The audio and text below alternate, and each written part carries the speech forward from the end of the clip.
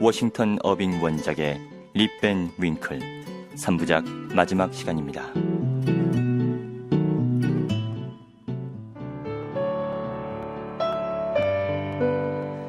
지난 이야기, 산속에서 우연히 낯선 노인을 만나 따라간 립 밴 윙클은 이상한 옷차림을 한 사람들이 공놀이하는 광경을 보게 된다.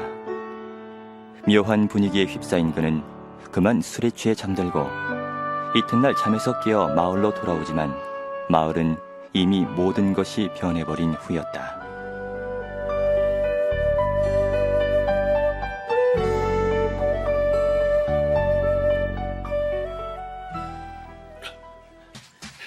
립은 서둘러 밖으로 나와 전에 자주 드나들던 마을의 여인숙으로 급히 발걸음을 옮겼다.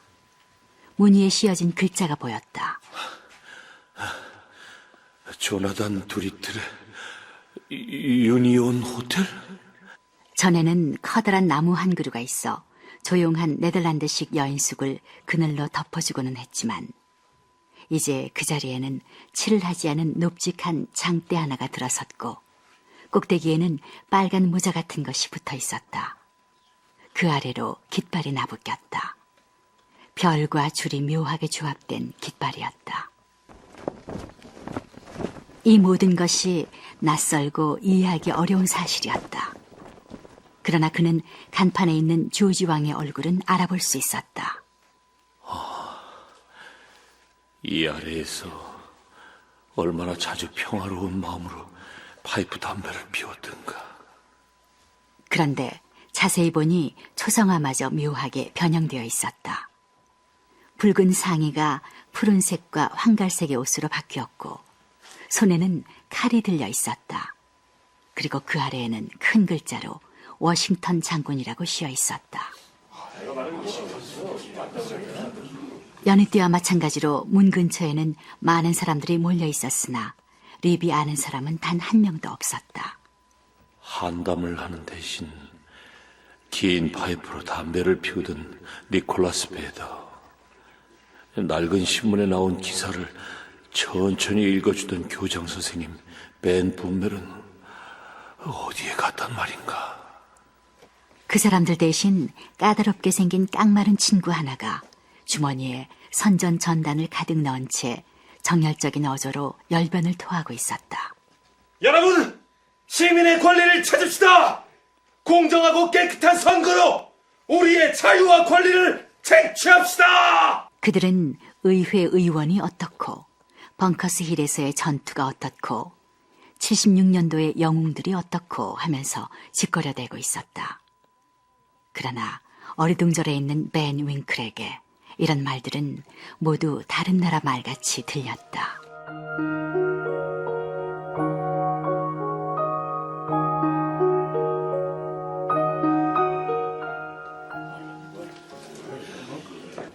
기다란 은백색의 턱수염을 늘어뜨리고 녹슨 엽총을 맨 남루한 차림새의 립이 나타나자 여관 앞에 모인 정치가들은 호기심 어린 눈초리로 머리끝에서 발끝까지 립을 살폈다.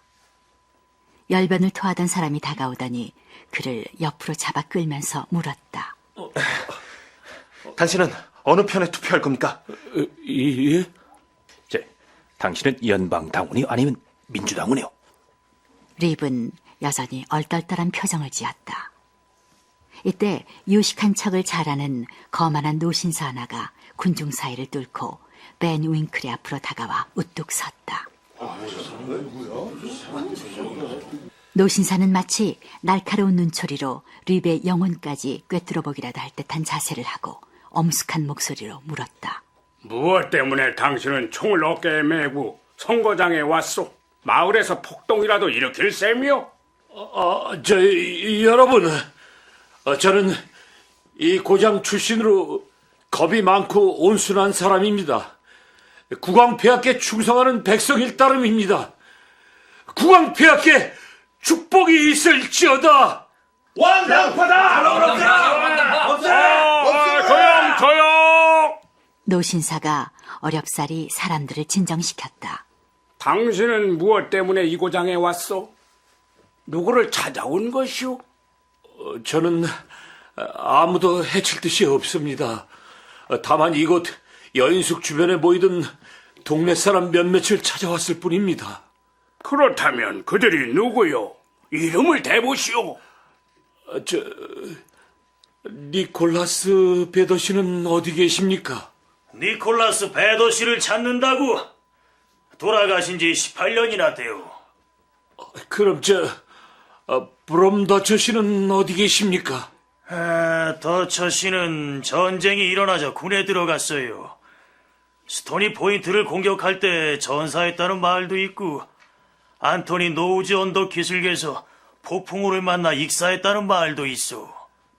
그럼 벤 분멜 교장 선생님은 어디 계시죠? 그분도 역시 전쟁에 참가했어. 굉장한 장군이셨다가 지금은 의회 의원이시오. 시간이 그렇게 엄청나게 흘렀다니. 이해할 수 없는 일이 그렇게 많이 있었다니. 전쟁은 무엇이고 의회는 무엇이며 스토니 포인트는 다 무엇인가.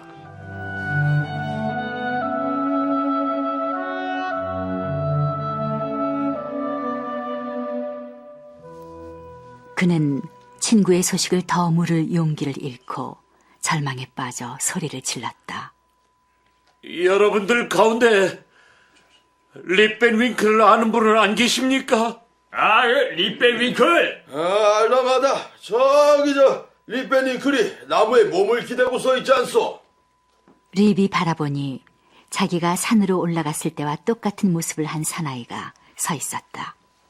당신의 이름은 무엇입니까? 누가 압니까? 지난 밤만 해도 저는 저였습니다. 그런데 산에서 하룻밤 자고 나니 놈들이 제 총을 바꿔놓았고 모든 게 바뀌고 말았어요. 제 이름이 뭔지, 제가 누구인지 도대체 뭐가 뭔지 알 수가 없군요. 모여있던 사람들은 서로의 얼굴을 바라보며 고개를 끄덕이더니 의미 있는 눈짓을 하고 손가락으로 가볍게 자기네 이마를 치기 시작했다. 총을 뺏어야 되는 거 아니야? 저 늙은이가 엉뚱한 짓을 하지 못하게 막아야 할 텐데. 그때였다. 이 위급한 순간에 예쁘게 생긴 젊은 여자 하나가 군중을 헤치고 나와 은백색 수염의 노인을 살짝 훔쳐보았다. 여인은 포동포동하게 살이 찐 아기를 두 팔에 안고 있었다. 울지 마. 조용히 해. 할아버지가 널 해칠 것 같니? 어린아이의 이름과 애 엄마의 태도, 그녀의 목소리에 담긴 어조, 이 모든 것들이 립의 마음속에 일련의 기억을 일깨웠다. 이름이 어떻게 되십니까, 부인? 제 이름은 주디스 가디니어예요. 그러면 부친의 함자는 어떻게 되시죠? 가엾은 분이셨던 아버지는 립벤 윙클이라는 함자를 가지고 계셨어요. 총을 메고 집을 나가신 지 벌써 20년이나 되었는데 그 후로는 전혀 소식이 없어요. 그때 저는 아주 조그만 아이였어요. 립에게는 이제 딱 하나 더 물어볼 것이 있었다. 그럼 어머니는 어디 계시죠? 어머니는 그 후 얼마 안 있어 돌아가셨어요. 뉴잉글랜드의 행상인에게 화를 내다가 혈관이 파열됐어요. 이 말을 듣자 립은 어쩐지 위안을 얻은 것 같았다. 그는 더 이상 참을 수 없어 딸과 손자를 두 팔로 껴안았다. 내가 네 아버지란다.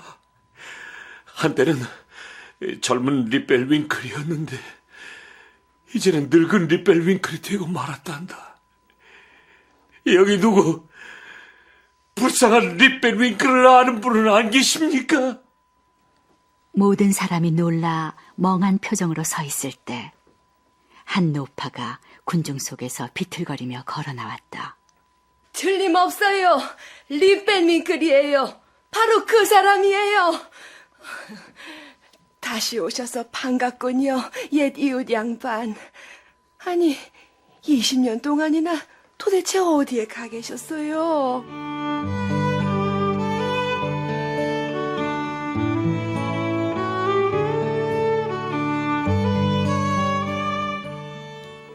리베의 이야기는 금세 끝났다. 20여 년의 세월이라지만 그에게는 겨우 하룻밤에 불과했기 때문이었다. 이야기를 들으면서 동네 사람들은 그를 뚫어지게 바라보았다. 그 사실인지 아닌지 피터 밴더덩크 노인의 말을 들어본 후 결정합시다. 마침 그가 천천히 걸어오고 있는 것이 보였다. 밴더덩크 노인은 마을에서 가장 오래 산 사람으로 이 집안과 관계되는 이해할 수 없는 사건들과 관습에 정통해 있는 사람이었다. 오, 저는 리비 아닌가? 노인은 리베이를 모두가 충분히 이해할 수 있도록 이야기해 주었다.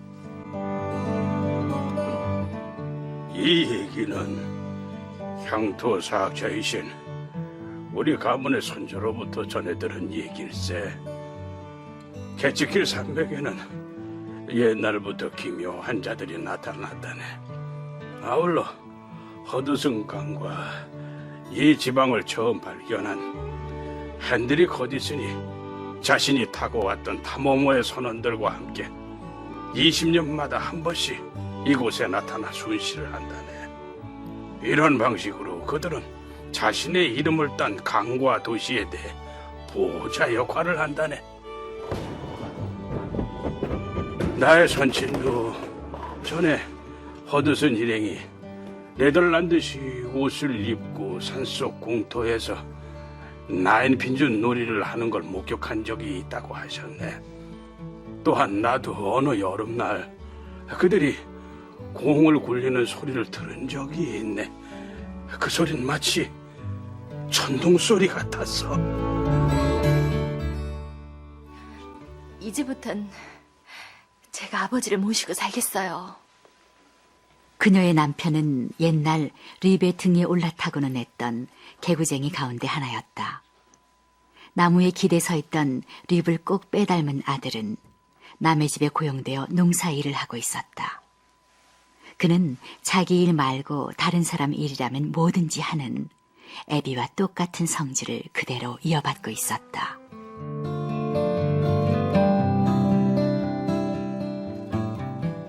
립은 전처럼 어슬렁거리는 생활로 되돌아갔다.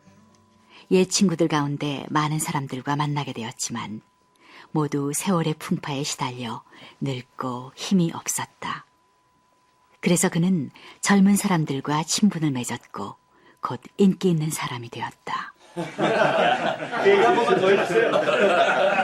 집에서 할 일도 없고 게으름을 피워도 나무랄 사람이 없는 행복한 나이가 되자 그는 다시 여인숙 벤치에 앉아서 마을의 원로이자 독립전쟁 전에 산 역사로서 존경을 받게 되었다. 다소 시간이 걸렸지만 그는 그가 잠자고 있던 동안에 일어난 일들을 이해할 수 있게 되었다. 정치 같은 건 아무래도 좋아. 사실 립은 정치가가 아니기에 국가와 제국의 변화가 그에게 강한 인상을 남기진 않았다. 난 이제 마누라의 굴레에서 해방됐다. 이제 그는 아내의 폭정을 두려워하지 않고 마음 내키는 대로 나다닐 수 있게 되었다. 어쩌다 사람들이 그녀의 이름을 입에 올리기라도 하면 그는 머리를 가로젓고 어깨를 으쓱 올린 다음 허공을 향해 시선을 던졌다. 아마도 이러한 몸짓은 운명에 대한 체념의 표시로도 읽힐 수 있고 구원에 대한 즐거움으로도 해석할 수 있을 것이다.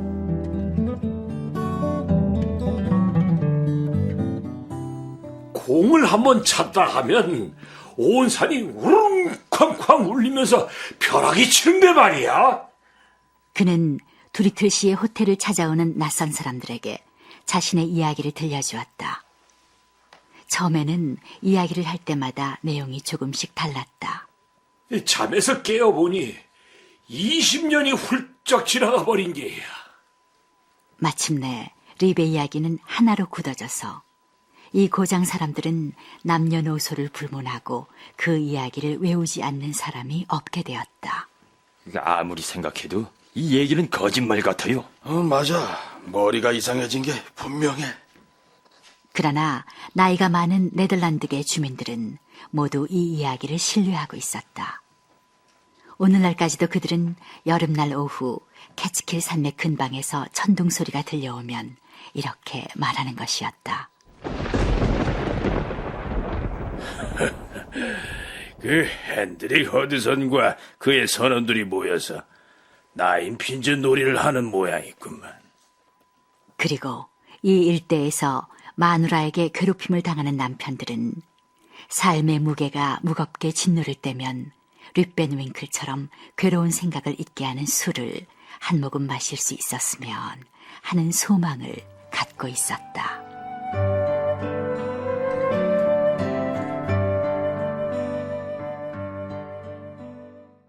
워싱턴 어빙 원작의 립벤 윙클 마지막 회를 마칩니다.